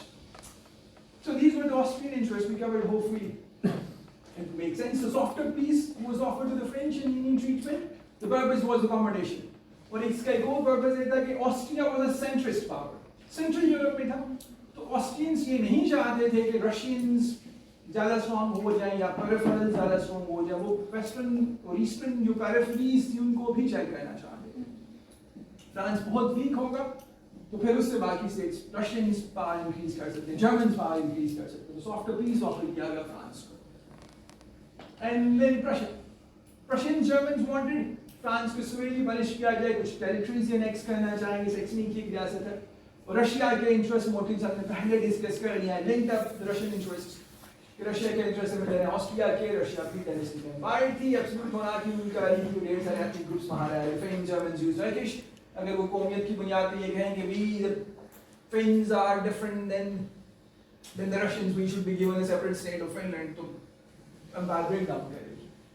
Poland can ask for the same reason. और फिर कांग्रेस ऑफ वियना के बाद जो पोलैंड था ये भी रशियंस इनकॉर्पोरेट कर. 1790s के अंदर जो पोलैंड की टेरिटरीज थी ये यूरोप की 3 बड़ी ताकतों में डिवाइड की गई. Polish territories were divided among the 3 great powers of Europe in 1790s. Poland, Russia के पास कुछ पोलिश एरियाज थे, कुछ एरियाज हंगेरियंस के पास थे, कुछ एरियाज प्रशिया के पास थे. 1790s ड्यूरिंग फ्रेंच रेवोल्यूशन डाली गई. अब कांग्रेस ऑफ वियना के बाद पूरा का पूरा पोलैंड जो था वो रशिया इनकॉर्पोरेट कर देगा. And then Poland would not be there on the map of the world for the next 100 years. World War I के बाद पोलैंड दुनिया के नक्शे पे दोबारा रीमर्ज करेगा. रशियंस उनको डबल कर जाएंगे, निकल जाएंगे. Including the Congress of Vienna. Okay. Treaty of Vienna के बाद. And then Russians चाहते थे कि यूरोप की जो ताकतें हैं वो क्रिश्चियन वैल्यूज की बुनियाद पे इंटरस्टेट रिलेशंस को कंडक्ट करें. Holy Land is our religion, the one, this is what we wanted. These were the Russian interests. ये मैप है जिसमें वो शो किया गया कि Prussia wanted to next state of Saxony, ये जर्मन स्टेट्स हैं. जब हम जर्मन रेवोल्यूशन करेंगे, इंटीग्रेशन करेंगे तो इसमें ये मैप हम will discuss that. That is the state that they wanted, the state of Saxony. Russians wanted what? German state of Saxony. French Bourbons को रिस्टोर किया जाएगा. French great powers के दरमियान जो कुछ इख्तिलाफात थे उनको मैनिपुलेट करेंगे, उनको एक्सप्लॉइट करेंगे. And they were issues among the great powers. यानी Russians पोलैंड पे कब्जा करना चाहेंगे और इसी तरह से प्रशियन से ये जर्मनी की कुछ स्टेट्स अनेक्स करना चाहेंगे जिसके ऊपर इख्तिलाफात आएंगे ग्रेट पावर्स के दरमियान और फ्रेंच उसको मैनिपुलेट करेंगे, लेकिन इवेंचुअली इश्यूज को सेटल कर दिया जाएगा. तो बourbons को क्यों रिस्टोर करना चाहते? फ्रांस के It was not the motive of France, but the other countries restored. हाँ, रेस्टोरेशंस यानी कि पूरे यूरोप के treaty of Congress of Vienna के बाद पूरे यूरोप में पॉलिटिकल रेस्टोरेशंस की जाएंगी. It was not in the interest of French people. I mean, bourbons की restoration हो सकती है. No, we can't say that. It can, like what the point was जो एक नॉर्म ये था, ये जो यानी कि victorious powers were the conservative powers, England, Austro-Hungarian, Russians या जर्मन्स और रशियंस थे। देयर स्टैंड वाज कि जो लेजिटिमेट रूलर्स हैं उनको लेजिटिमेट पावर्स ट्रांसफर करना। उससे क्या हो जाएगा? फ्रांस के लेजिटिमेट रूलर्स वर द बूर्बन्स। बूर्बन्स को फ्रांस में हुकूमत वापस दे दी थी, इंसाफ कर दिया, एंड देन दे थॉट कि जब जस्टिस होगा पीस प्रोस्पेरिटी होगा। अब ये बूर्बन्स को जब रिस्टोर किया गया तो क्या ये फ्रेंच सोसाइटी के हद बेहतर था? उनके लिए नहीं था।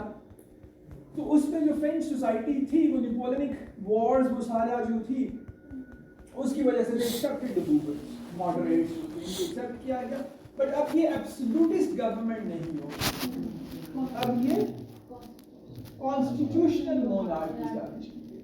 यानी लुई 18 को रिस्टोर किया जाएगा, बूर्बन खानदान के बादशाह को हुकूमत वापस दी जाएगी, लेकिन अब वो आइन के मुताबिक कॉन्स्टिट्यूशन के मुताबिक। और फ्रेंच सोसाइटी इसके अगेंस्ट नहीं गई, वो रिएक्ट उन्होंने नहीं किया कि बूर्बन्स को क्यों रिस्टोर किया गया, और ये नहीं था कि बूर्बन्स फ्रेंच सोसाइटी, फ्रेंच मैसेज के अगेंस्ट टर्न हो जाए, क्योंकि मुल्क तो बूर्बन्स का ही था, वो यहाँ की रूलिंग फैमिली थी, तो वो अपने लोगों के खिलाफ नहीं जाएंगे। जो कुछ पीछे हो चुका था उसके बावजूद भी उनको दोबारा से रिस्टोर कर दिया गया। एंड ओवरऑल जो जनरल इंटरेस्ट थी, नंबर वन फ्रेंच एग्रेशन को प्रिवेंट किया था, नंबर वन हाँ बस ये नहीं दो। अब वो हम मूव कर रहे हैं, ये नेक्स्ट हेडिंग नहीं है, नेक्स्ट हेडिंग नहीं, इसमें वो हमने कर दिया already, we covered all. French aggression को प्रिवेंट करना, यूरोप के अंदर पीस को इंश्योर करना, वी कवर्ड, और फिर रेवोल्यूशनरी आइडियाज, नेशनलिज्म, लिबरलिज्म को सप्रेस करना, क्यों करना, we already covered. Territorial arrangements को सीख किया गया, और रशिया पोलैंड के ऊपर कब्जा करेगा, ग्रेट पावर्स के दरमियान इश्यूज तो पॉलिश सेक्सन इशू, यानी रशियंस पोलैंड के ऊपर कब्जा करना चाहते थे, जर्मन सेक्सन की स्टेट को कब्जा करना चाहते थे। इसके ऊपर इनके दरमियान इख्तिलाफात है जिसको हल कर लिया गया, और ये इनको कब्जा कर रहे हैं, और ये इनके जनरल रीजंस थे। और उसके बाद we move towards the points related to the key principles of Vienna Certificate।